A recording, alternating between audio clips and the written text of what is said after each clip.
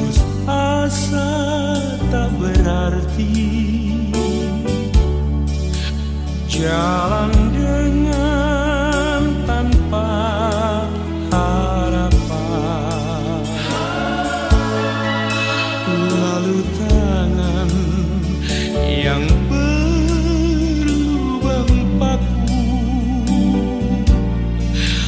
menjamah jadi hidup baru, dan kayu yang kasar mengubahkan jalan hidup yang penuh kegagalan. Ku puji Dia selama-lamanya, sebab salib mengubah hidupku, dan ku yakin darah Yesus yang suci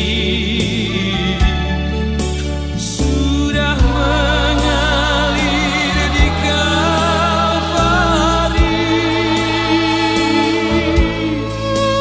Bila zaman berlalu, dunia mendebu, ku tetap pegang salib itu.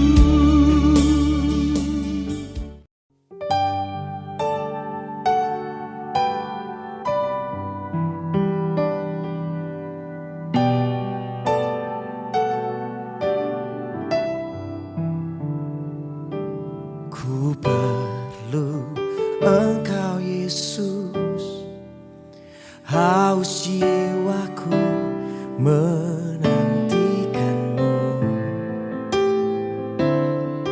Ku percaya Kau penuh pengharapanku di dalam-Mu.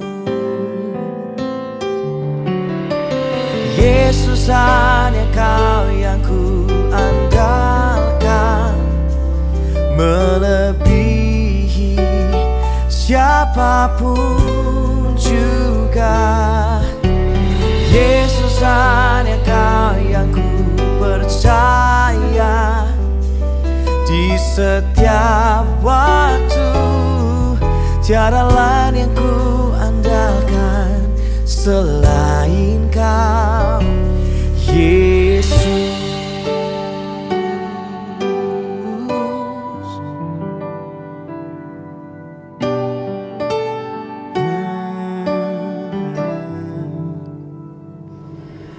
Ku perlu Engkau Yesus, haus jiwaku menantikan-Mu. Ku percaya Kau penuh pengharapanku di dalam-Mu. Yesus, hanya Kau yang ku andalkan, melebihi siapapun juga. Yesus, hanya Kau yang ku percaya di setiap waktu.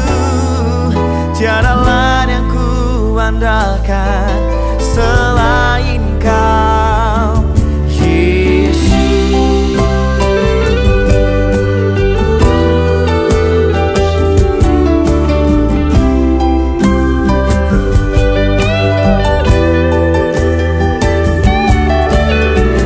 Hikmat-Mu lebihi pikiranku,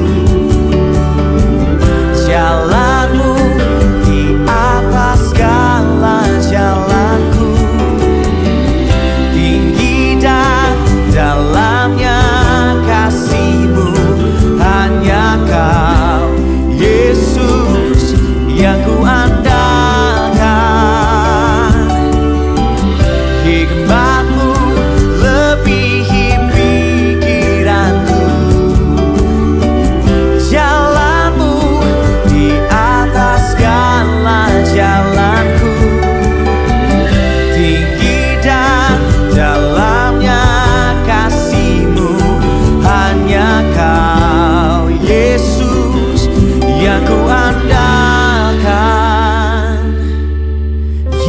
Yesus hanya Kau yang ku andalkan, melebihi siapapun juga. Yesus hanya Kau yang ku percaya, di setiap waktu tiada lain yang ku andalkan selain Kau. Hikmat-Mu lebihi pikiranku, jalan-Mu lebihi segala jalanku. Tinggi dan dalamnya kasih-Mu, hanya Kau Yesus yang ku andalkan, hanya Kau Yesus yang ku andalkan.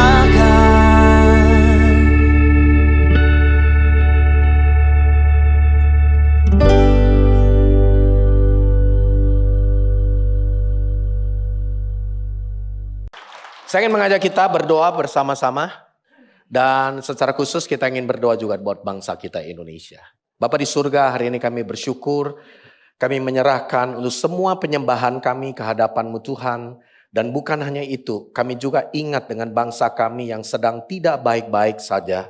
Dan kami berdoa sebagai gereja Tuhan, kami adalah suara kenabian, suara kebenaran untuk berdoa bagi bangsa kami. Kami berdoa untuk presiden kami, hati raja di tangan Tuhan kemanapun Tuhan akan mengalirkannya. Kami juga berdoa untuk seluruh jajaran dari pemerintahan kami, kondisi ekonomi, bahkan juga kondisi di dalam segala sesuatu dari pulau demi pulau, dari kondisi juga, dari apapun, strata sosial dan ekonomi. Kami berdoa kiranya Tuhan membelas kasihani Indonesia. Dan kami berdoa seperti tema pada siang hari ini Tuhan, pada pagi ini. Untuk kami berdoa melampaui batas-batas kami. Dan kami tahu Engkau mendengar sejauh dari doa tersebut. Tuhan, kami serahkan juga biar kiranya semua kami di ruangan ini, agar kami benar-benar mengalami baik-baik di dalam Engkau. Kami mengalami penyertaan Engkau dalam hidup kami. Dan kami tidak akan berhenti melihat karya Tuhan dalam hidup kami. Terima kasih Bapa, kami serahkan seluruh doa-doa ini ke dalam tangan-Mu. Dan kami siap untuk mendengarkan kebenaran firman Tuhan. Dalam nama Yesus kami berdoa dan kami bersyukur. Amin. Amin. Berikan sekali lagi tepuk tangan yang terbaik kepada Tuhan kita. Dan sebelum kita mendengarkan firman Tuhan, saya mau saudara cukup di tempat duduk. Coba sapa orang kiri kanan, jangan sama istri. Ya, coba lihat ke belakang juga, ke depan. Menurut saya, kita sebagai keluarga rohani perlu kenal. Nah ini ya, perlu kenal di samping kiri, samping kanan. Itu udah biasa, itu mah pasangan kita ya. Itu mah teman-teman kita. Tapi coba di belakang kita, di depan kita, kenal nggak ya? Kenalkan diri dan bilang sama dia, saya senang melihat kamu di tempat ini. Wow. Oke, saudara, ya sebagai keluarga rohani tentunya kita perlu saling mengenal ya satu dengan yang lain. Dan hari ini saya bersyukur sekali ada kesempatan kembali melayani di tempat ini. Terima kasih untuk para penatua di Abalov KTC yang sudah juga mendampingi. Dan bahkan juga ya saya percaya kita semua di tengah-tengah suasana liburan. Wah, ada yang lagi liburan pasti. Ya, yang pasti juga sekalipun liburan kita tetap mengambil waktu ya bersekutu dengan Tuhan. Saya tidak tahu ada ibadah online apa enggak. Kalau memang enggak ada, enggak apa-apa. Tapi yang pasti kita semua yang ada di ruangan ini kita siap menyiapkan hati kita untuk mendengarkan firman Tuhan dan melakukan kebenaran firman Tuhan. Dan saya ingin sedikit update ya, kalau boleh balik dulu. Untuk Sekolah Tunas Bangsa, kenapa saya sengaja menyajikan ini? Saudara, Sekolah Tunas Bangsa kita bersyukur. Ya, ada 2 lokasi yang hari ini benar-benar kita bisa melihat pekerjaan Tuhan. Yang paling pertama, Sekolah Tunas Bangsa sekarang siswanya ada kurang lebih 5.400 siswa. Dengan 700 staf dan guru. Ya, 700 staf dan guru. Dan sekarang diprediksi kita mau masuki angka 6.000 pada tahun yang mendatang. Ya, doakan dan kita menjadi 5 sekolah terbesar di Jakarta. Berikan tepuk tangan untuk kemuliaan Tuhan. Sekolah Tunas Bangsa, sekali waktu saudara ada kesempatan ke Depok, ada gedung yang terbesar sekolah Tunas Bangsa sekarang ada di Depok 7 lantai. Dan ruangan auditoriumnya bisa memuat 1.500 seat tanpa tiang. Ya, maksudnya ada tiang 1-2 lah. Tapi itu benar-benar luar biasa sekali. Tapi yang lebih luar biasa lagi kita doakan Tunas Bangsa Serpong. Karena ini yang terbesar 1.400 siswa sekarang. Kita sedang akan membangun 9 lantai. Ya, untuk sekolah juga. Termasuk juga gereja, ya kita doakan supaya benar-benar sekolah menjadi sebuah gereja yang mempersiapkan generasi anak panah yang diluncurkan tepat pada sasarannya. Ya, tentunya proyek ini perjalanan tidak singkat, perlu 2 tahun lebih. 9 lantai sedang kita tenderkan kemarin dan kita doakan supaya benar-benar ada penambahan extension sekolah-sekolah tersebut. Dan kita bersyukur di tengah-tengah masa krisis, masa yang sulit ini ternyata Tuhan terus mengurapi sekolah Tunas Bangsa untuk menjadi berkat buat generasi khususnya di Jakarta, Jabodetabek ya yang di sekitarnya. Dan bukan hanya itu, kita juga bersyukur untuk Sekolah Tinggi Teologi Let's yang saudara juga sudah ada yang ikut sekolah kuliah di dalamnya. Ada 80 pemimpin Abalov, penatua Abalov yang sedang sekolah. Jadi kita akan menuai sarjana teologia dan master teologia dalam 2 tahun ke depan. Ya, waduh kelihatannya semoga katanya tidak makin tinggi hati. Ya, MTH, tapi makin apa tadi singkatannya? Makin terlihat hambanya. Wah, yang pasti kita ucapkan selamat kepada Kak David dan siapa lagi? Ada Kak siapa itu? Berry, Yang sudah. Oke, sudah lulus ya. Udah ada berbocoran dong berarti. Ada Kak Budiman juga ya tadi pagi ya, setahu saya ya. Yang pasti kita bersyukur karena mereka kelihatannya MTH nih, sudah benar-benar ya. Oke, saudara, 80 orang di Abalov yang khusus STT Let saja itu dari banker sampai ibu rumah tangga. Ya, saya mau mendorong saudara juga kasih tahu sebelahnya kalau ada dan mau beriman sekolah teologi. Amin, saudara. Oh, kayaknya aminnya kurang nih kelihatannya. Oke, nah jadi kita rindu ya supaya apa? Supaya kita membangun sekolah tinggi teologi Pentakosta. Ya, jadi saya mesti tahu. Abalov akan membangun sekolah tinggi teologi Pentakosta. Yang menjadi benchmark untuk sekolah-sekolah Pentakosta atau gereja-gereja Pentakosta. Dan kita tidak mau hanya sekedar punya pengalaman secara Pentakosta yang sering kali kita lihat, tapi kita juga ingin membangun Pentakosta secara akademik. Ya, makanya saudara hari ini kita rindu, ya ternyata di dalam teologi Pentakosta juga akademiknya sangat strong. Ya, dan kita merindukan supaya ini benar-benar kita menyiapkan umat Tuhan di akhir zaman yang sudah semakin banyak tantangan ini. Ya, puji Tuhan, itu yang saya ingin bagikan. Dan saya bersama Kak Friska ada di tengah-tengah saudara. Kami perkenalkan anak kami, ya. Jadi Joshua ada di sebelah kanan dan di bulan ini semoga ada kesempatan Tuhan berkenan bisa masuk ke salah satu kampus menjadi dokter spesialis. Ya, di bedah toraks kardiovaskuler, ya sebuah untuk bedah jantung dan juga kita doakan karena di Indonesia hanya 200 itu, ya dokter seperti itu. Kemudian yang kedua, anak kedua kami Jeremy banker, bekerja di bank. Yang ketiga Jane bekerja di perusahaan penyedia kesehatan untuk pemerintah Australia. Ya, usia mereka 27, 24 dan 21. Still single and available, ya doakan. Oke, ini kayak promosi ya saudara. Oke, dan hari ini tidak kebetulan juga, mereka semua melayani Tuhan. Jadi PKS, ya jadi tim hospitality, bermain musik di gereja. Gereja udah jadi rumah kedua buat mereka.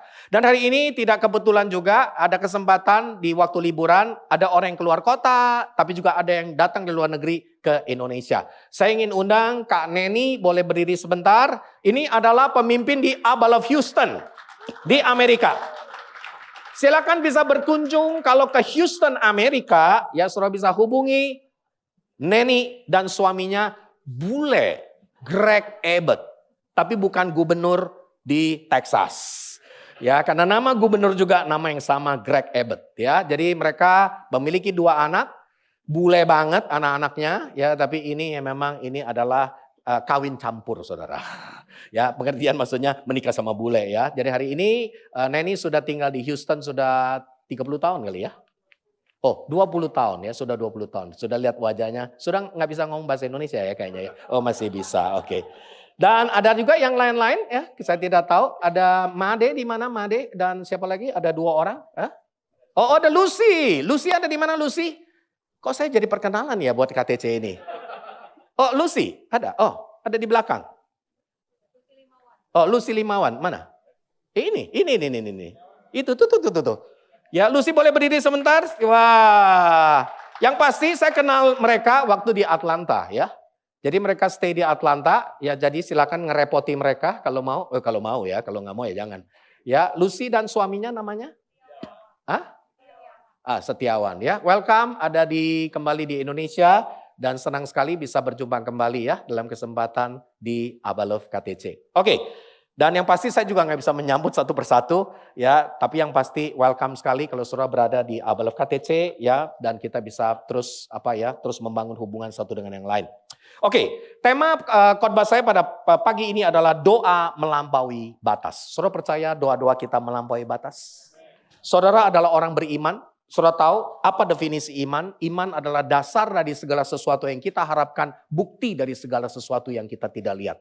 Kalau saudara mau melihat pengharapanmu menjadi nyata, lakukan itu dengan iman, dan iman bisa lahir karena doa. Dan saudara belum melihat, tapi saudara satu hari akan melihat di alam yang nyata. Sebagai orang beriman, percaya itu akan terjadi, tapi saluran untuk melahirkan itu adalah melalui doa. Nah, hari ini saya mau ajak kita bersama-sama dalam 1 bulan ini, tema di Abalov KTC adalah intimacy with God. Bagaimana kita semakin dekat dengan Tuhan. Dan tidak ada cara lain, kita harus membangun, salah satunya adalah gaya hidup berdoa. Saudara percaya doa adalah nafas hidup kita? Tapi yang paling repot ada banyak orang Kristen sudah tidak berdoa, artinya sebenarnya sudah tidak bernafas lagi. Tapi herannya ada di gereja. Herannya kok masih bisa lakukan berbagai aktivitas. Nah, itu agak aneh. Tapi yang pasti juga ya kita percaya bahwa doa adalah dialog orang dengan Allah. Amin.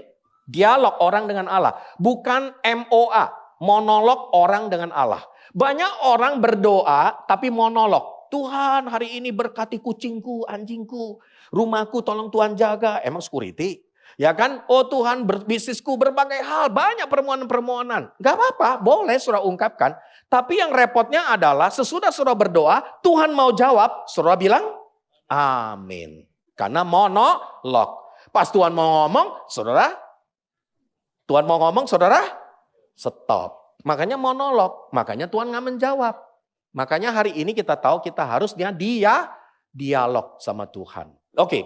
Nah, saudara, sebuah kisah di dalam Alkitab, Kisah Rasul 16 ayat 16 sampai yang ke-17 ya, menggambarkan kepada kita perjalanan Rasul Paulus. Dan saya sangat mendorong sekali waktu saudara mempelajari kisah para rasul, ini sebenarnya adalah lebih tepatnya kisah Sang Roh Kudus. Bagaimana Roh Kudus mengurapi gereja Tuhan dari Kisah Rasul pasal yang kedua di hari Pentakosta. Kemudian terjadilah utusan Injil, misionari kemana-mana. Dan Rasul Paulus adalah rasul ya yang dipilih oleh Tuhan walaupun tidak dimuridkan oleh Yesus secara langsung. Tapi Alkitab ternyata sebagian besar di dalam Perjanjian Baru 27 kitab hampir sebagian besar diborong oleh surat dari Rasul Paulus.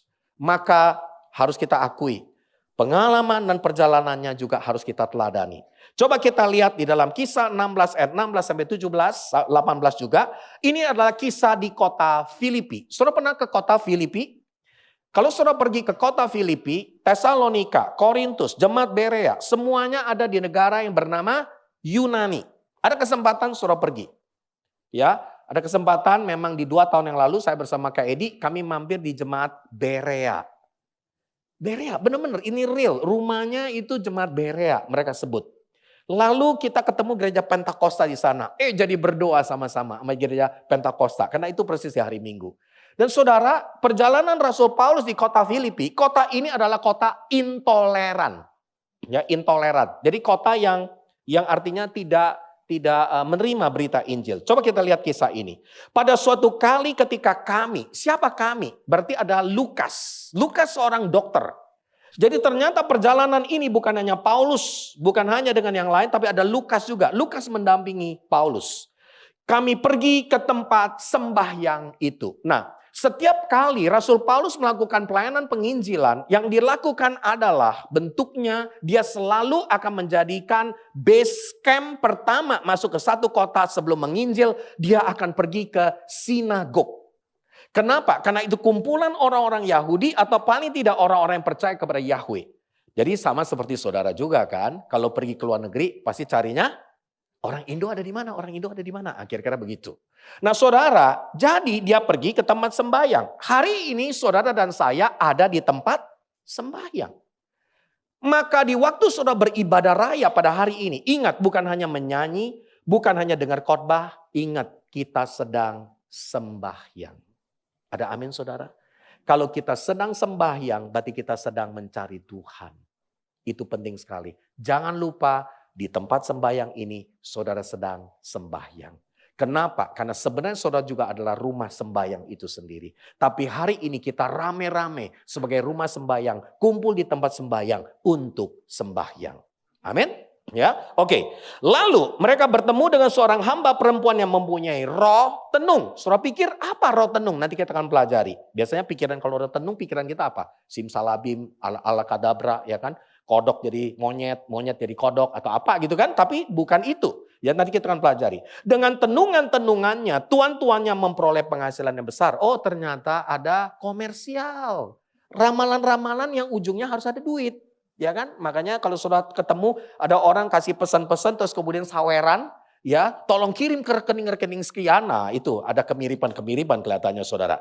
Ya, lalu dikatakan apa ya 17? Yuk kita baca sama-sama. Ia mengikuti Paulus dari belakang. Jadi ciri-cirinya roh tenung ini mengikuti orang yang ke tempat sembahyang. Bukan hanya itu, dia juga mengikuti dari belakang. Bukan dari depan, bukan dari samping. Sambil berseru katanya, hei orang-orang ini, Paulus ini adalah hamba Allah yang Maha Tinggi. Mereka memberitahukan kepadamu jalan kepada keselamatan. Benar gak omongan ini?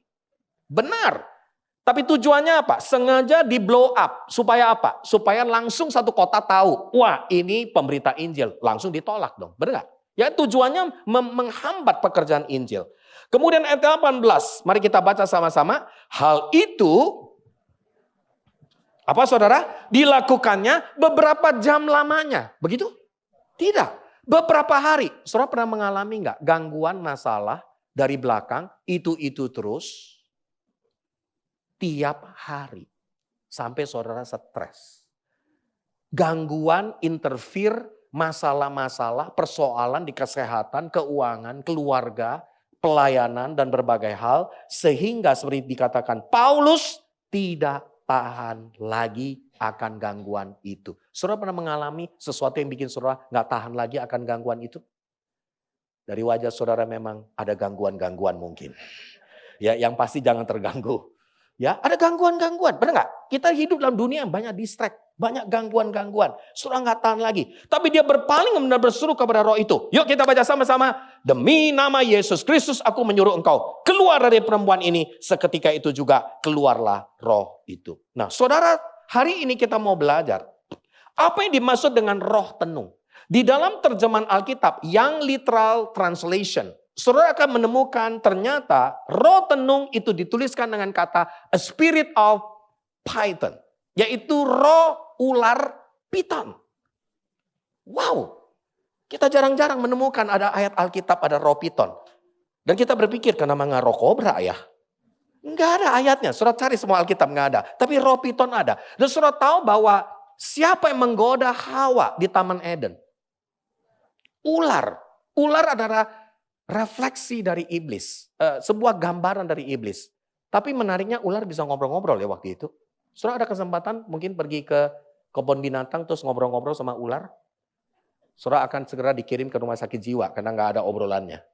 Tapi yang pasti di zaman itu belum ada jatuh dalam dosa maka mereka bisa ngobrol. Dan ular menawarkan kepada Hawa untuk makan buah pengetahuan baik dan jahat. Saya mau tanya, buah apa itu? Buah apel, pasti banyak berkata, ngawur itu. Tidak ada ayatnya buah apel, gak ada ayatnya. Tetapi penjelasan gereja-gereja di Eropa Barat di awal-awal, supaya lebih mempermudah orang mengerti tentang pengertian buah, karena paling banyak buah apel. Jadi itu yang dipakai menjadi ilustrasi sampai hari ini. Makanya ada gambar pakai buah apel. Itu memang pelukis-pelukis dari negara Eropa Barat. Dan saudara hari ini saudara mesti tahu ya, termasuk perjamuan kudus. Saudara pernah lihat yang membuat perjamuan kudus itu? Lukisan siapa? Leonardo da Vinci. Dia yang melukis Mona Lisa, tapi dia juga yang melukis gambaran Yesus perjamuan Last Supper. Saudara tahu nggak? Benar nggak gambarnya? Ngawur itu.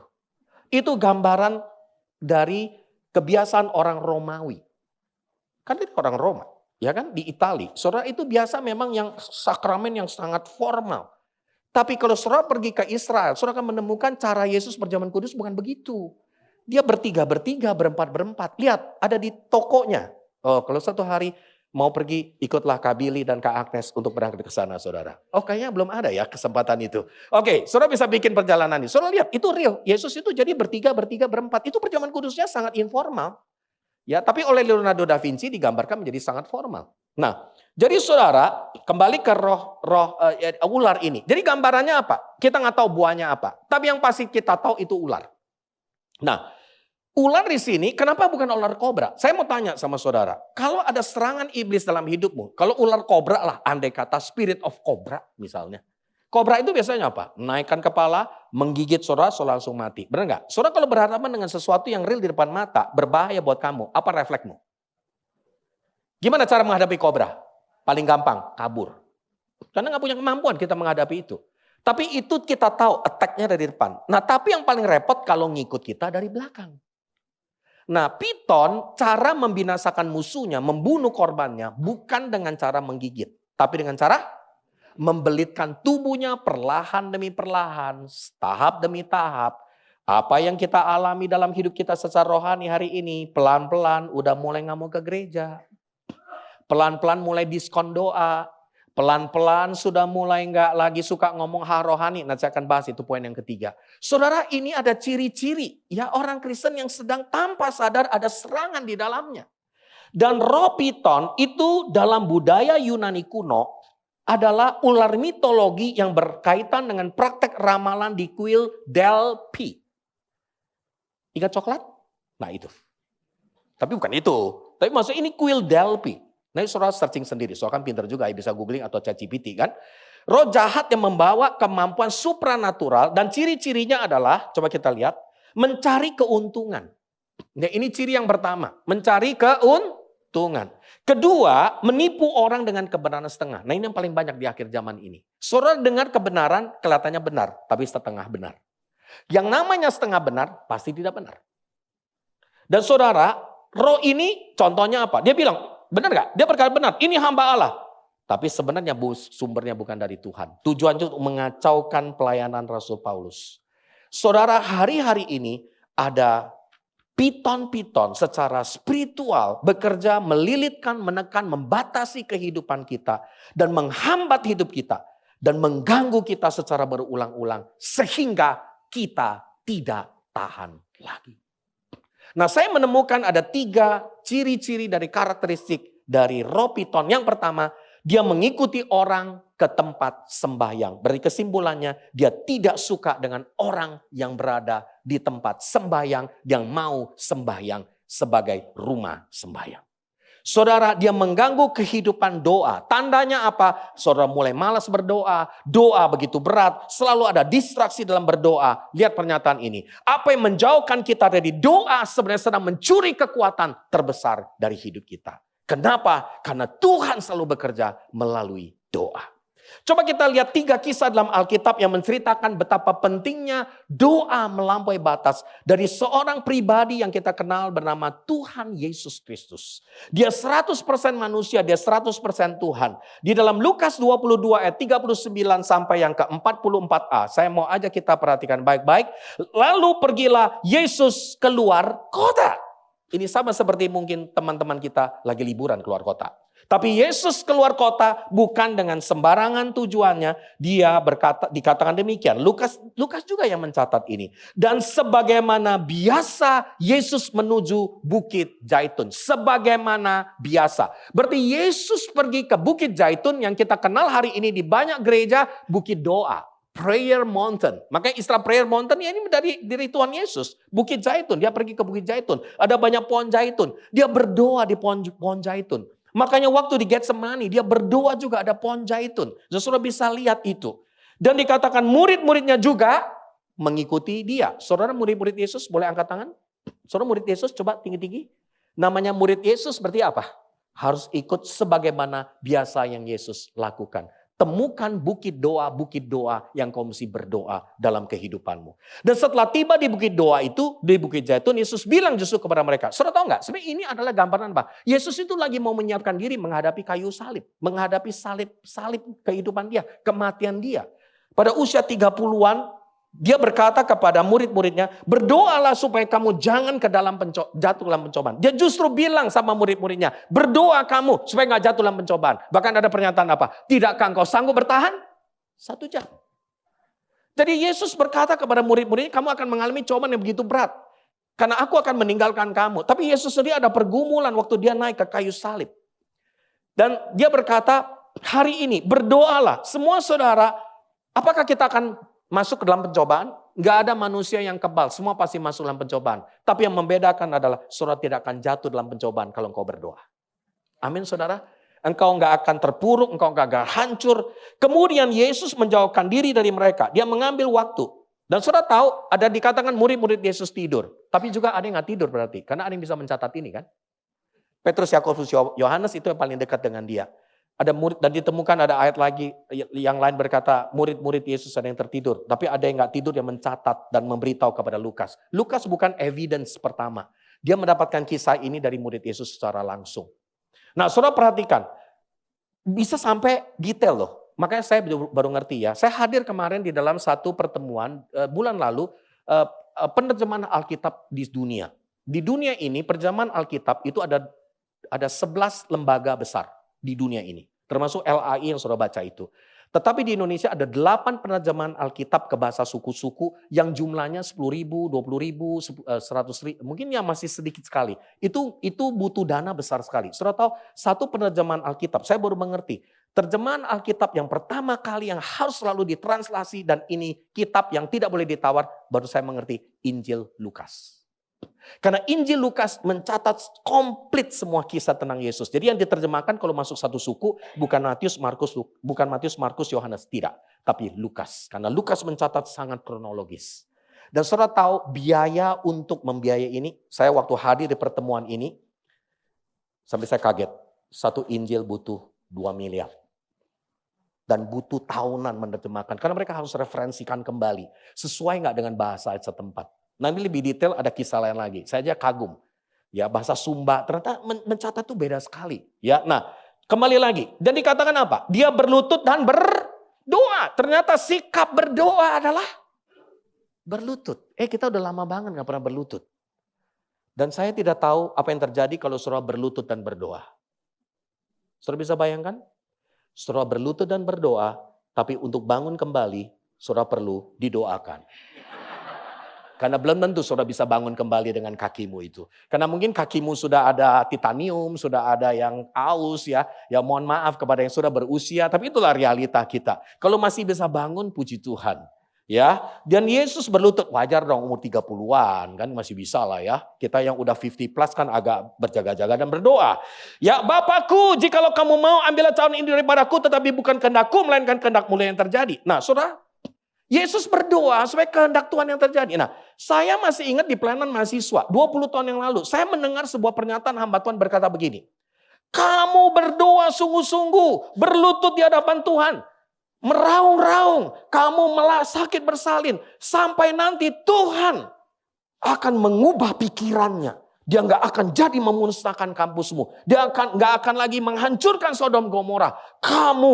Doa-doa kamu akan mengubah pikiran Tuhan. Benar gak? Atau udah lupa karena udah menua? Tapi saya masih ingat sekali. Doa-doa bisa mengubah pikiran Tuhan. Apa benar? Dulu gak ngerti. Iya ya kita pikir Tuhan bisa menyesal nanti. Kan ada ayat-ayatnya. Tuhan menyesal, Tuhan gak akan lagi mau untuk. Maka ada negosiasi antara Abraham sama Tuhan tentang kota Sodom Gomora. Kita pikir Tuhan akan mengubah pikiran. Ngawur. Pikiran Tuhan sudah sempurna dan berdaulat. Tuhan tidak pernah berubah pikiran. Karena pikirannya dia tahu yang terbaik buat kita. Ada amin saudara? Justru doa tidak pernah mengubah pikiran Tuhan. Justru doa mengubah pikiranmu. Doa menyelaraskan hatimu supaya pikiran dan hatimu selaras dengan pikiran dan hati Tuhan. Itu makna doa. Jadi doa gak pernah mengubah Tuhan, mengubah apapun. Sampai saya dengar, kan ada pendoa-pendoa yang berkata, Tuhan akan mengubah pikirannya, menyesal, tidak akan membinasakan. Tidak, kita yang berubah justru. Kita yang lebih mengerti apa yang menjadi pikiran Tuhan. Jadi sama seperti Yesus, dia mengubah, jadilah kehendakmu Tuhan, bukan kehendakku. Benar gak? Dia menyelaraskan hatinya dengan hati Tuhan. Pikirannya dengan pikiran Tuhan. Kehendaknya dengan kehendak Tuhan. Maka apa yang terjadi? Nah ini yang jarang dicatat di Alkitab, yang saya lagi mau usulkan ke Mel Gibson dalam film The Passion of Christ. Kenapa? Yang ada munculnya lagi Yesus berdoa di dalam bahasa Aramik di dalam Taman Getsemani adalah ular lagi lewat. Benar gak? Tapi Mel Gibson belum baca ayatnya lebih detail. Gak ada ayatnya ada ular. Yang benar ada malaikat. Saudara percaya saudara punya malaikat dalam hidupmu? Setiap kita punya malaikatnya loh. Coba lihat sebelahnya. Oh itu bukan malaikatmu itu. Malaikat itu kayak bayangan. Dia didesain oleh Tuhan tuh jadi pesuruh manusia. Malaikat. Nah malaikat bekerja melalui doa. Kalau saudara hari ini berdoa, malaikatmu kerja keras. Tapi ada banyak malaikat hari ini nganggur. Kasih tahu sebelahnya, karena kamu tidak berdoa.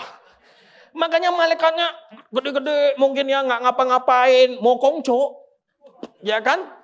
Ya kan? Ini jadi moyong gitu ya katanya. Ya ngapain ini malaikat? Nah, hal kedua lagi, malaikat paling banyak bekerja di waktu malam. Nah, saya akan kasih lihat ayat-ayat kenapa malaikat kerja malam. Ya, memang malam waktu tidur, saudara. Makanya jangan kerja di waktu malam. Justru kerja di waktu pagi dan siang, sore, malaikat yang kerja di malam hari. Nah di waktu Yesus berdoa, bayangkan Yesus sebagai seorang 100% manusia. Maka seorang malaikat dari langit menampakkan diri kepada Yesus untuk memberi apa? Kekuatan kepada Yesus. Wow. Jadi tugas malaikat kasih kekuatan. Di waktu Yesus sangat ketakutan. Saudara pernah mengalami sangat ketakutan sampai depresi, sampai cemas? Yesus sudah mengalami lebih dulu. Dia mengalami mental pressure yang begitu berat. Sangat ketakutan. Saudara pernah sangat ketakutan, takut mati? Mungkin takut dalam bisnismu, takut di dalam masa depanmu. Ya ada kecemasan-kecemasan. Kita menemukan ada banyak orang yang sudah usia 50, 45, 50, udah mengalami banyak hal. Ada perubahan hormon, jadi gelisah, jadi takut, jadi banyak hal yang kita kadang-kadang sudah jadi ngawur. Dan dikatakan Yesus sangat ketakutan, tapi Yesus apa yang dia lakukan? Makin bersungguh-sungguh telepon PKS-nya. Makin bersungguh-sungguh telepon penatua Abalov KTC. Makin bersungguh-sungguh scroll si Caca. Tahu si Caca? ChatGPT. ChatGPT panggilan mesranya Caca. Caca, gua lagi stres, Ca. Terus si Caca jawab, aku mengerti kok. Aku memahami pergumulan hatimu. Coba kita ngomong ini sama pasangan kita. Tidur. Ngawur gitu kan. Benar gak? Terus Caca kalau diomelin juga bisa apa? Oh saya maaf, minta maaf ya. Pasangan kita boro-boro minta maaf. Makanya jangan sampai satu hari nanti Caca jadi partner kita. Dia lebih ngerti perasaan kita. Dan saya menemukan ada banyak orang hari-hari ini mulai banyak ngobrol sama si Caca. Teman imajiner, mulai ngawur itu. Ya kan? Nah saudara, Yesus makin ketakutan, dia bukan cari-cari sosmed. Memang belum ada kan waktu itu. Saudara, engkau ngobrol gimana mengatasi ketakutan. Langsung keluar tuh. Gara-gara baca, makin gak tidur. Karena terlalu banyak sources dan referensi yang lain. Yesus justru dia apa saudara? Makin bersungguh-sungguh berdoa. Ada amin. Jadi kesimpulannya apa? Kasih tahu sebelahmu. Kalau kamu makin takut, ngomong dong. Kalau kamu makin takut, makin sungguh-sungguh berdoa. Ada amin saudara? Jangan ngeribetin orang lain ya kira-kira begitu. Boleh sih ngeribetin orang lain ya. Nah doa itu jadi kuasa Tuhan terjadi melalui doa. Nah doa itu mesti jujur dan apa adanya. Coba kita lihat. Doa yang menekankan keterbukaan total kepada kehadiran Tuhan dalam keheningan batin kita. Saudara, Yesus di dalam doanya menyampaikan kok ketakutannya, pergumulannya. Benar gak? Tuhan aku takut. Kalau boleh cawan ini berlalu. Kalau boleh penderitaan ini jangan aku naik ke kayu salib. Ada banyak pertanyaan-pertanyaan kepada Bapak. Tapi dia nggak berhenti sampai di sana. Dia dialog. Makanya dia bilang, Tuhan, aku menyerahkan kehendakku, jadilah kehendakmu. Dan di dalam doa-doa kita juga sebagai manusia biasa, kita menyampaikan apa? Harus apa adanya sama Tuhan, benar nggak? Tuhan, aku lagi marah. Aku sebel banget yang mau orang sebelahku ini Tuhan. Tuh sebelahnya coba lihat. Aku berdoa Tuhan, buat anggota gerejaku yang satu ini, segera panggil dia ke Bapa di surga. Karena dia mengecewakan saya. Tapi ternyata orang ini juga berdoa yang sama terhadap saudara. Dan saya tidak tahu dia akan dijawab atau tidak. Yang pasti jawabannya apa? Tidak dijawab. Kenapa? Salah berdoa. Yakobus kan bilang kan, kamu gak memperoleh apa-apa karena salah berdoa. Atau kedua, saudara pikir semua jawaban yang dijawab Tuhan pasti dari Tuhan. Belum tentu loh. Gara-gara terima berkat malah gak ke gereja. Belum tentu. Makanya menurut saya jawaban Tuhan paling banyak apa? Paling banyak. Tunggu. Tuhan suruh kita tunggu di waiting room. Nggak enak kan kalau di waiting room kan? Nunggu kapan sih Tuhan jawabnya? Tapi di ruang tunggu saudara makin berjaga-jaga dan berdoa.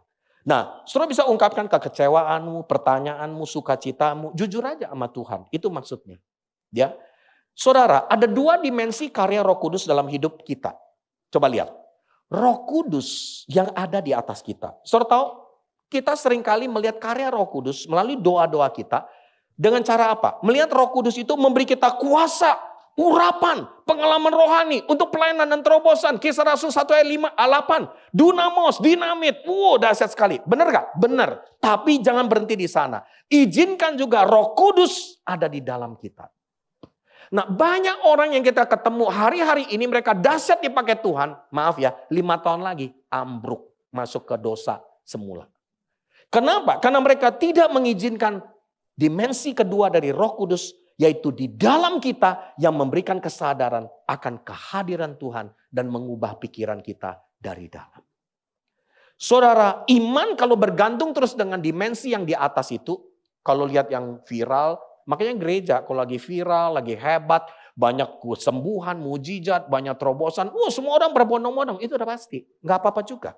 Tapi nanti kalau udah nggak terjadi apa-apa, bubar tuh, pindah gereja lagi. Kenapa? Karena yang kita cari selalu yang dari luar, bukan yang di dalam. Akibatnya apa? Ada orang mungkin hebat berubah dalam pelayanan, tapi secara batin hatinya tetap gelisah, penuh luka, marah, cemas, depresi. Siapa di dalam Alkitab yang menunjukkan kerapuhan seperti itu? Namanya Nabi Elia. Tahu Nabi Elia? Bisa turunkan api dari langit. Nggak usah pakai PLN, api langsung turun. Ngirit banget, nggak usah beli tabung gas. Yang kedua, membunuh 850 nabi. Betul? Dibunuh di sungai Kishon. Luar biasa. Tapi keok. Cuma gara-gara pernyataan seorang wanita yang bernama Isabel banget gua sama dia. Isabel bilang gua akan bunuh kamu. Langsung keok. Apa yang terjadi? Meratap diri, mengasihani diri, mau mati. Seorang yang hebat, luar biasa, tapi kedalaman batinnya rapuh. Kenapa? Karena tidak pernah mengizinkan kuasa Roh Kudus dari dalam mengubah kehidupan dia. Transformasi sejati tidak terjadi. Sejati tidak hanya terjadi melalui aktivitas rohani yang terlihat, tapi lewat persekutuan batin yang mendalam dengan Kristus. Ada amin saudara? Kisah berikutnya lagi, kisah 27 ayat 18 sampai 25. Saya tidak bacakan semua ayat karena waktu. Ini adalah kisah Rasul Paulus di Pulau Kreta. Mereka lagi naik kapal. Ini lagi mission trip, naik kapal laut. Bukan naik cruise. Lalu kemudian mereka mengalami apa? Angin badai. Terus apa? Mereka buang semua muatan kapal ke laut. Muatan kapal yang pertama tuh, ayat pertama, dibuang. Just tip dari Houston dibuang. Ya kan, terus ada kiriman-kiriman apa, keripik, oncom, tempe, ya kan. Wah, semua kiriman-kiriman oleh-oleh, buang semua ke laut. Ya kan, kenapa? Ngeberat-beratin kapal kita. Tapi hari ketiga mereka buang alat-alat kapal. Alat kapal apa? Yang basic. Sekoci, mungkin jangkar, mungkin alat-alat kapal yang paling utama. Artinya sudah gak ada harapan. Kenapa? Karena ayat 20 berkata, matahari bintang gak kelihatan. Angin badai dahsyat terus-menerus mengancam kami. Saudara pernah mengalami gak dalam hidupmu? Matahari bintang lagi gak kelihatan lagi dalam bisnismu. Dalam keuanganmu, dalam kesehatanmu, dalam pelayananmu. Angin badai terus-menerus mengancam. Sampai dikatakan, putuslah segala harapan kami untuk menyelamatkan diri kami. Saudara pernah mengalami itu? Tetapi, perhatikan baik-baik ayat 22. Tetapi sekarang, kata Paulus, dalam kesukaran ini aku, Rasul Paulus, menasihatkan kamu buat seisi kapal. Supaya kamu tetap bertabah hati, tidak ada seorang pun dari kamu akan binasa kecuali kapal ini. Karena, ayat 23 mari kita baca sama-sama. Tadi malam. Hei, ngapain tadi malam dia? Dia scroll sosmed, Paulus. Cari-cari pertolongan orang lain. Tidak, dia pasti berdoa. Gak usah dicatat, tapi dia pasti berdoa. Seorang apa? Malaikat dari Allah yang aku sembah. Ya, dia itu dari Allah yang aku sembah menjadi miliknya. Berdiri di sisiku. Terus dia bilang apa ayat 24? Malaikat itu bilang, Paulus jangan takut. Makanya spesialisasi pekerjaan malaikat adalah buat orang yang takut. Soalnya lagi takut apa? Kecemasan apa? Kekhawatiran apa? Malaikat akan bekerja. Dan ingat, cara kerja malaikat yang kedua adalah karena ada misi Tuhan dalam hidupmu. Dan dia berkata, oleh karunia Allah, semua orang yang bersama-sama dengan engkau di kapal ini akan selamatkan engkau. Wow. Saudara saya berdoa agar lewat hidupmu hari ini berdoa, malaikat bekerja, satu keluargamu diselamatkan oleh karena kamu hari ini berdoa kepada Tuhan. Ada amin saudara? Tentunya saudara harus menginjil kepada mereka, tidak serta-merta. Tapi ini adalah janji Tuhan. Dan tabakanlah hatimu, saudara-saudara. Paulus bilang, karena semuanya pasti terjadi sama seperti yang dinyatakan kepadaku. Amin. Hari ini saya berdoa, kalau ada kapal kehidupan ini yang sedang digoncang, percayalah, jangan takut. Karena malaikat akan menyertaimu, memberikan kekuatan kepadamu. Berikan tepuk tangan yang terbaik kepada Tuhan. Ada amin? Kuasa Tuhan bekerja melalui doa. Kisah yang ketiga. Ayo kurang apa lagi? Malam terus nih. Ya, mereka menangkap rasul-rasul itu. Ini di Yerusalem. Tadi dari Filipi, sekarang ke mana tadi? Ke Pulau Kreta, sekarang ke Yerusalem. Lalu memasukkan mereka ke dalam penjara kota. Tetapi waktu malam. Malam lagi. Seorang malaikat Tuhan membuka pintu-pintu penjara dan mau mereka keluar. Ada misinya, pergi berdiri di bait Allah, beritakan seluruh firman hidup itu kepada orang banyak. Kesimpulannya, Roh Piton menghalangi orang berdoa, tapi kuasa Tuhan, kuasa Roh Kudus terjadi melalui doa-doa kita. Amin saudara. Saya mau kasih satu kisah lucu tapi mengingatkan kita. Satu hari saya melayani di kota Solo. Kemudian di dalam gereja ini ada kesaksian dari seorang pemain musik di gereja bermain musik ya. Nggak tahu, ini mungkin nanti mirip juga ya. Siapa yang main musik, ini pesan profetik buat dia juga, jangan-jangan. Ini masih keluarga muda, umurnya 30-an, punya anak 2, istrinya juga tentunya mereka keluarga muda. Hampir setiap minggu, 2 hari, 3 hari sekali mereka pasti terbang terus. Si suaminya ini karena dia marketing dari salah satu perusahaan plastik, ya pencetak plastik atau lain sebagainya.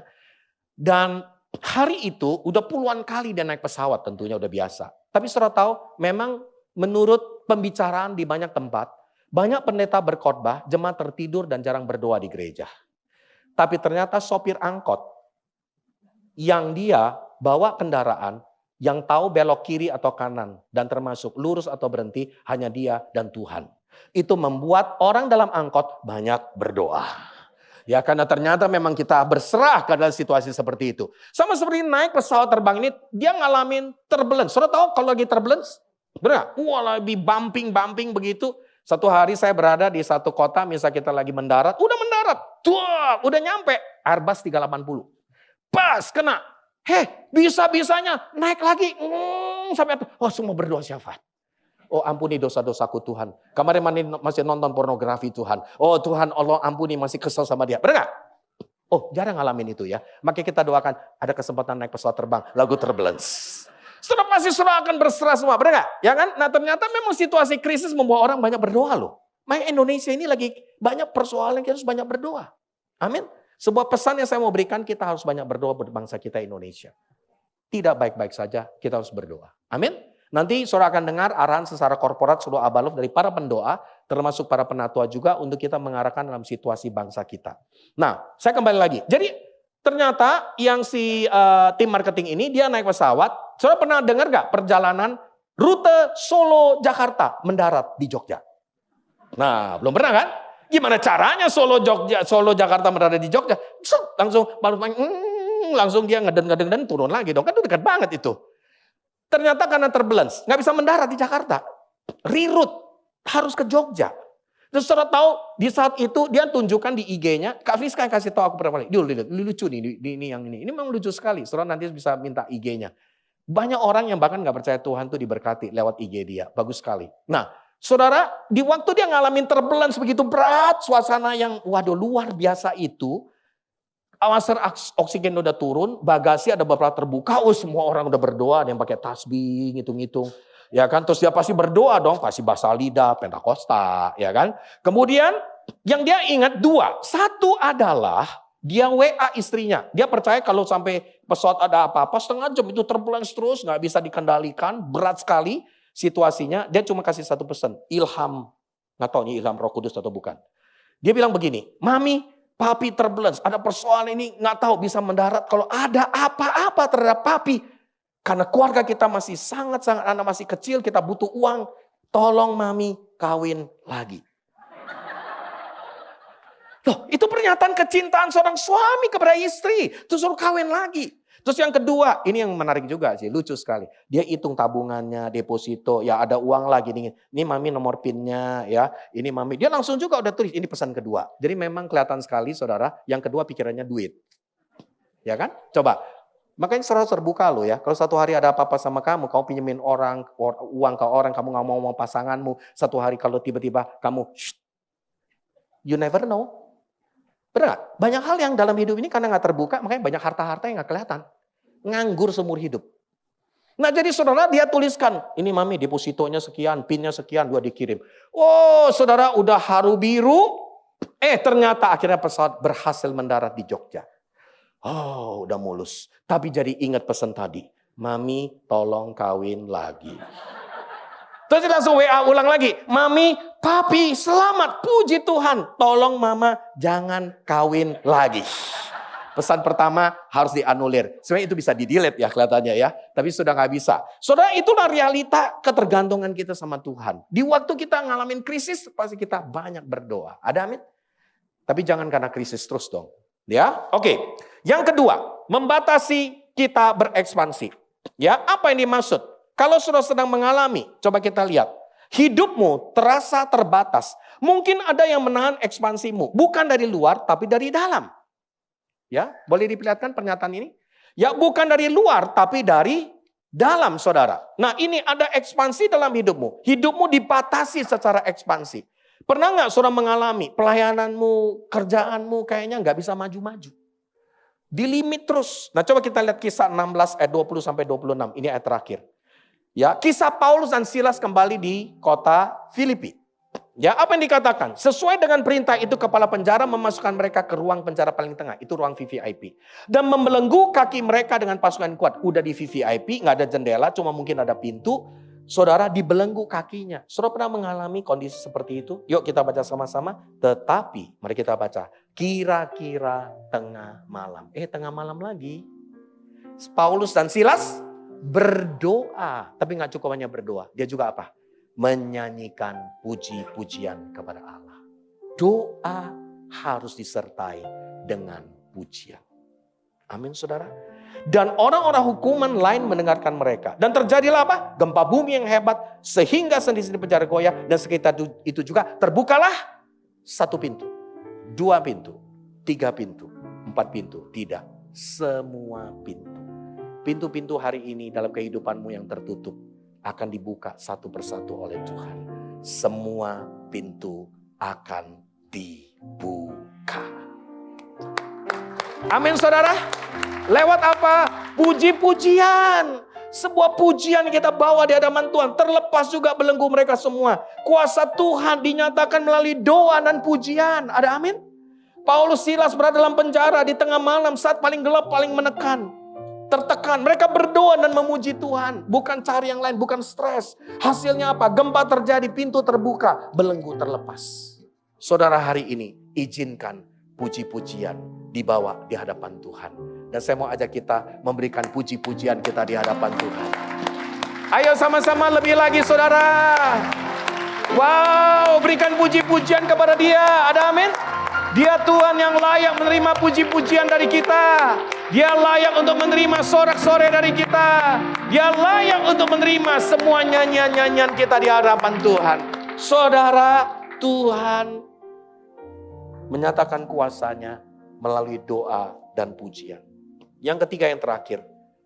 Oke, apa yang menekanmu hari ini akan jadi tempat terobosanmu di hari besok. Yang ketiga, ciri-ciri dari Roh Piton membuat kita secara tanpa sadar kehilangan kerinduan akan hal rohani. Maksudnya apa? Masih ke gereja, tapi rohaninya udah mulai padam. Gak suka lagi ngomong hal rohani. Udah juga ngomong hal rohani sama gue. Tapi jangan nyalain rohnya terus ya. Itu namanya saudara sudah mulai seperti itu. Gak suka lagi baca firman. Gak suka lagi berdoa. Makanya saya selalu bilang, berdoa baca firman itu one package. Baca firman itu nafas Tuhan kan. Pernyataan Tuhan. Saudara dapat nafas. Coba kita bernafas sama-sama. Terus saya akan bilang, tolong 10 menit jangan lepaskan. Dijamin ambulan segera menanti di depan KTC. Saudara harus lepaskan nafas dengan cara apa? Berdoa. Berdoa adalah melepaskan firman yang saudara baca untuk menjadi nyata dalam hidupmu. Berdoa. Ciri-cirinya apa lagi? Kembali kepada kebiasaan lama. Saudara ngalamin kembali kepada kebiasaan lama dalam hidupmu? Saudara dimunculkan yang ketiga. Ya, saat kerinduan rohanimu saudara hari ini, kalau kamu mulai kepada keinginan daging, saudara balik lagi ke keinginan daging kan?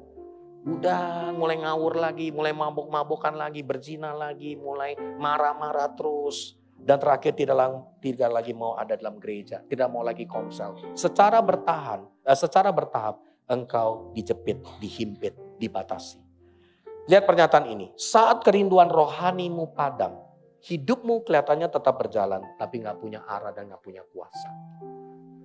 Dan saya mau tutup hari ini, Roh Piton, di waktu saudara mengalami kehilangan kerinduan akan hal rohani, izinkan kehidupan rohani terjadi melalui kuasa Roh Kudus. Ada amin saudara? Melalui doa-doamu. Apa yang menekanmu hari ini? Apa yang membuat kehidupan doamu begitu terhambat? Apa yang membuat engkau terlimitasi? Kalau itu kamu, jangan tunggu. Ini momenmu. Doa membuka, pujian melepaskan, Tuhan membebaskan. Ada amin saudara? Hari ini saya undang kita berdiri bersama-sama. Mari kita datang kepada Dia. Dan saya mau kita nyanyikan sebuah lagu, kita datang kepada Tuhan. Tuhan, Engkau melihat kami. Aku punya Tuhan yang besar, yang telah berjanji dan sanggup menggenapi. Imanku bersepakat percaya kuasa-Nya. Ku terima sekarang kemenangan darimu. Katakan. Aku punya Tuhan yang besar. Mari angkat tangan kita sama-sama. Yang telah berjanji dan sanggup menggenapi. Imanku bersepakat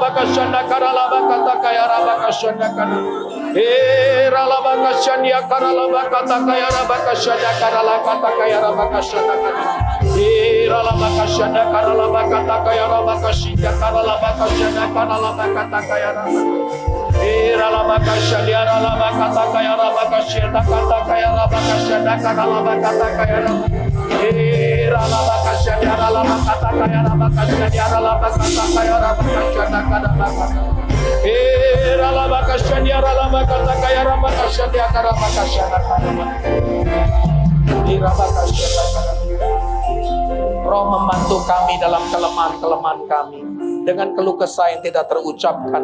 Di waktu kami berbahasa lidah, kami sedang membangun iman kami, bahasa doa kami dengan Engkau. Dan di waktu kita berdoa tadi, saya seperti melihat ada aliran-aliran yang masuk ke dalam setiap hati kita. Aliran-aliran air yang hidup itu, dia akan menjamah dan mengubah hati kita. Saudara, izinkan aliran Roh Kudus terus mengalir dalam hidup kita. Izinkan, saya lihat setiap hati kita, ada hati yang terluka, ada hati yang lagi marah, ada hati yang hari ini lagi kecewa, ada hati yang tertutup keras, batu, seperti batu yang hitam. Tapi hari ini ada aliran Roh Kudus yang dia akan terus, saudara, membasuh kita, membersihkan semua dosa-dosa kita. Terima kasih Bapa, kami bersyukur hari ini Tuhan. Kiranya kami mau mengambil komitmen, berdoa terus senantiasa, dan berdoa kami melampaui batas-batas dalam hidup kami. Terima kasih Bapa, kami bersyukur kepadamu Tuhan. Nyatakan apa yang menjadi kehendak-Mu Bapa, hanya di dalam satu nama, Tuhan Yesus Kristus yang hidup. Semua kita yang berdoa secara konsisten dan sungguh-sungguh, sama-sama kita berkata amin. Ada amin saudara? Sebelum duduk, katakan kepada sebelah kiri kananmu, berdoa dan terus memuji Tuhan. Doa kita, pujian kita melampaui batas. Tuhan Yesus memberkati. Silakan duduk. Everybody let's shout to God. Come on.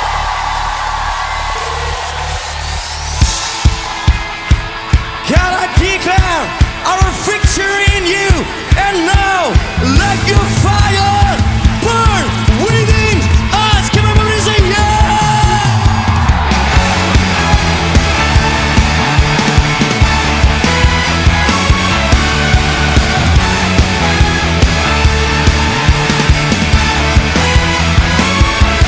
Jiwa bebas terlepas, kuasa maut telah terhempas. Nama Yesus pemenang, nama Yesus jawaban. Langkah takkan berhenti, berlari sampai akhir. Surga tinggi namanya, surga raja namanya. Roh Kudus membakar setiap kami. Naikkan pujian, mujizat terjadi. Mengalir kuasa-Mu, nyalakan api-Mu. Ku nyanyi oh hey oh oh oh hey oh oh oh hey oh oh oh. Tercurah kuasa